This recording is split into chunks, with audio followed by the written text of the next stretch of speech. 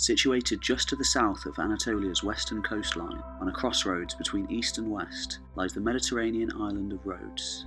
Largely because of its excellent strategic position between the Aegean and the Mediterranean seas, and its accessibility to both Europe and the Middle East, the island has been consistently fought over for the majority of its recorded history.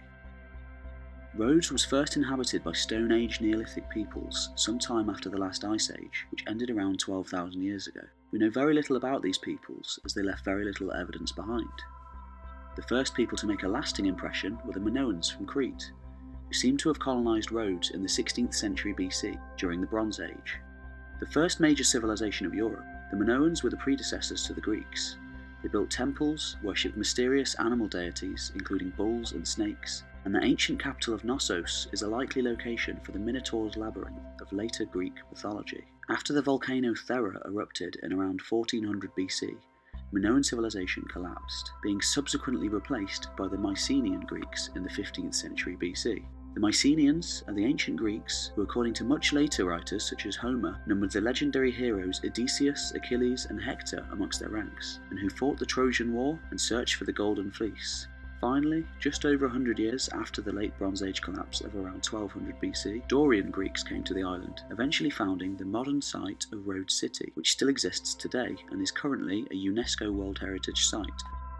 The Dorian Greeks were one of the four main tribes from the classical period of Greek history, who colonised much of the Mediterranean and went on to found Sparta, Corinth, Syracuse, and many other settlements. After a brief invasion by the Persians in the 5th century AD, Rhodes once again asserted its independence and rose steadily in prominence, quickly becoming a world centre for learning and culture. During this period, through a combination of skillful diplomacy and by the use of its strong navy, Rhodes managed to retain its autonomy for hundreds of years, whilst empires fought all around her. It was during this period, in 280 BC, that a gigantic bronze statue of the Rhodian sun god Helios was constructed at the entrance of the harbour of Rhodes City. The Colossus of Rhodes, as it became known, stood 33 metres high. That's as tall as the Statue of Liberty, and it was classed as one of the 7 wonders of the ancient world. The Colossus, perhaps the best example of the vast power and wealth the city-state once possessed, was sadly lost in an earthquake in 226 BC, and never rebuilt.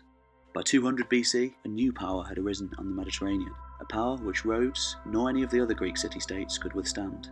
After periods of alliance, conflict, and political outmanoeuvrings from both sides, Rhodes was finally incorporated into the Roman Republic in 164 BC, effectively ending its lengthy period of autonomy. The island remained important, however, and became a provincial capital of the Roman and subsequently the Byzantine Empire, which carried on Rome's legacy.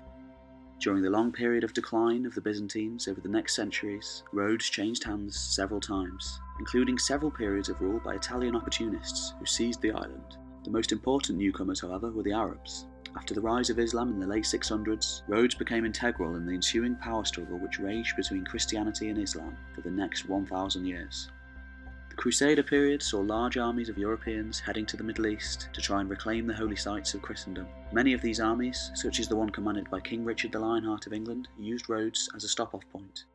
Eventually, in 1309, Rhodes came into the possession of the order of Crusader warriors known as the Knights Hospitaller. They heavily fortified the island and converted it into an ideal of medieval chivalric values. Much of the architecture visible today was constructed during this period, including huge castles and city walls spanning more than 4 kilometres. By the 16th century, a new power had arisen upon the Mediterranean.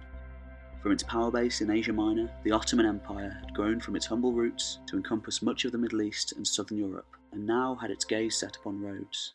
The Knights Hospitaller, who numbered no more than 7,500 men, made a valiant last stand at the palace of the Grand Master, but could do little as a huge invasion force, led by the Grand Sultan Suleiman the Magnificent, landed on the island in 1522 with an army possibly numbering as many as 200,000 men, equipped with gigantic siege weapons and cannons.